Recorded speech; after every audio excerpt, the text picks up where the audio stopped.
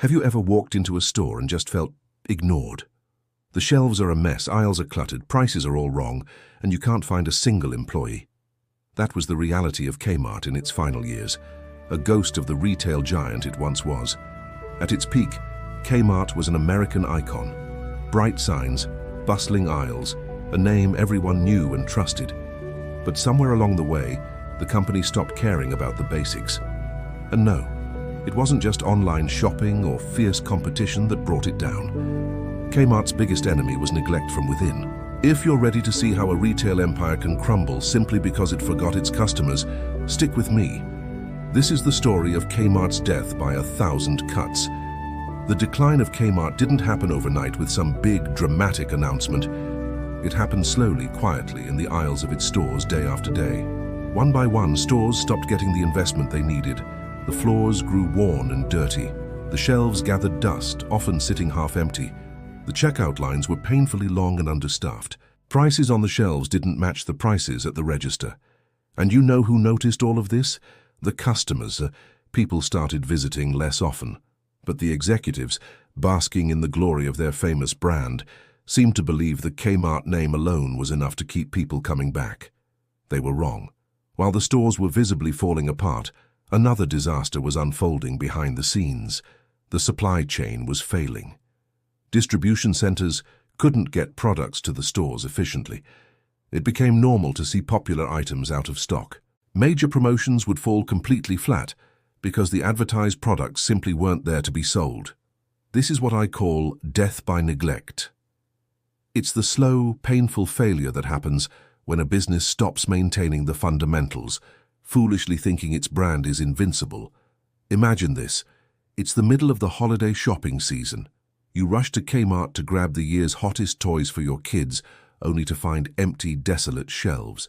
Meanwhile, you walk into a competitor right next door, and it's fully stocked, organized, and ready for business. That experience sends a message far louder than any TV commercial. Kmart just doesn't care about you. The irony is staggering. Kmart was big enough, profitable enough, and famous enough to have avoided all of this. They had the resources to maintain excellence, but a total lack of discipline and a failure to pay attention to what was happening at the store level ultimately killed the company from the inside out. Now let's contrast Kmart with its silent but deadly rival, Walmart. A lot of people think Walmart won just because of its low prices, but that's only part of the story. Walmart's real secret weapon was something Kmart had completely neglected: operational excellence, especially in its supply chain. From its early days, Walmart poured massive resources into its logistics. They built a network of state-of-the-art distribution centers. They pioneered the use of data analytics to track sales, predict what customers would want, and automatically replenish inventory before the shelves ever went empty. Kmart, in some areas, had bigger and more prominent store locations. But what good is a big store with empty shelves? It sends a clear signal to shoppers: don't rely on us. Walmart, on the other hand, built its entire reputation on reliability. When you went to Walmart, you knew you would find what you needed. They made shopping predictable, consistent, and stress-free. Her supply chain isn't just about moving boxes from a warehouse to a store. It's the very heartbeat of the customer experience. When shelves are empty, when stock is inconsistent, and when restocking is slow, it erodes trust. It doesn't matter how beloved your brand once was. If you can't deliver the goods, customers will go elsewhere. Think about it like this. Kmart's supply chain was a broken chain. Products would move from the supplier to a limited distribution network, leading to partially stocked stores and, ultimately, frustrated customers who left empty-handed. Walmart's was a finely tuned machine, supplier to an advanced distribution system, leading to fully stocked stores and loyal, happy customers. Kmart's decline was gradual but relentless, like a slow drip of water eroding a massive stone. Customers didn't all leave at once.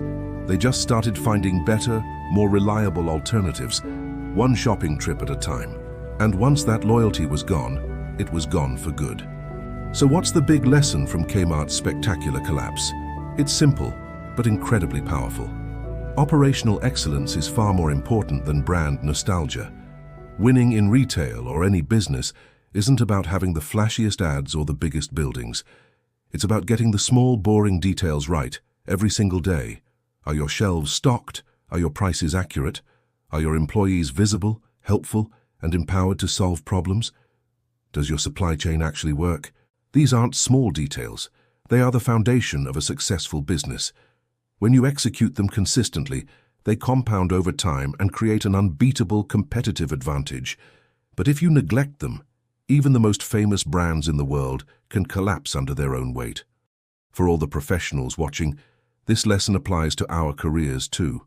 Your attention to the fundamentals, your consistency, and your ability to execute are what truly matter, often more than your job title, your reputation, or how charismatic you are. Excellence isn't a one-time achievement. It's a habit built daily by mastering the basics. You might be wondering, how could the leaders of such a huge company let this happen? Why did Kmart executives allow this crippling neglect to continue for so long? It's a classic case of what psychologists call success-induced complacency. The executives at the top got comfortable. They assumed their massive brand name and their sheer size made them untouchable. Believing this, they started cutting corners to save money. They reduced investment in store maintenance, in technology, and in their supply chain. They saw the early warning signs, declining sales, rising customer complaints, inventory problems, but they chose to ignore them, writing them off as temporary dips or minor issues. Meanwhile, their competitors were quietly doing the opposite. They were obsessing over everything Kmart overlooked. They were using data to understand their customers better. They were fine-tuning their logistics to be faster and more efficient. They were building a customer-centric culture from the ground up to win loyalty. This teaches us a critical principle. Past success is not a guarantee of future success. In fact, it can be dangerous if it makes you complacent. Your reputation doesn't replace the need for operational excellence. It just magnifies your failures when you start ignoring the basics. And Kmart's failure became a very public, very painful example of that truth. So as we look back, it's clear that Kmart didn't fail because of one bad decision, one powerful competitor, or one economic downturn. It failed because it fundamentally stopped caring about the promise it made to its customers. The empty shelves, the cluttered aisles, and the neglected stores all told a single, undeniable story. Kmart was no longer committed to serving the people who kept it in business. Walmart, Target, and others proved that relentless attention to detail and a disciplined focus on operations is what wins in the long run. Retail isn't always glamorous.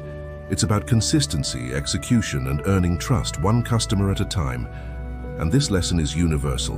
Whether you're leading a company, managing a team, or just working on your own projects, your success ultimately depends on mastering the basics. If you ignore them, even the biggest and most beloved institutions can quietly crumble into dust. If this story about Kmart has changed how you think about business and customer experience, let me know in the comments. I'd love to hear your thoughts on this. Thank you so much for watching.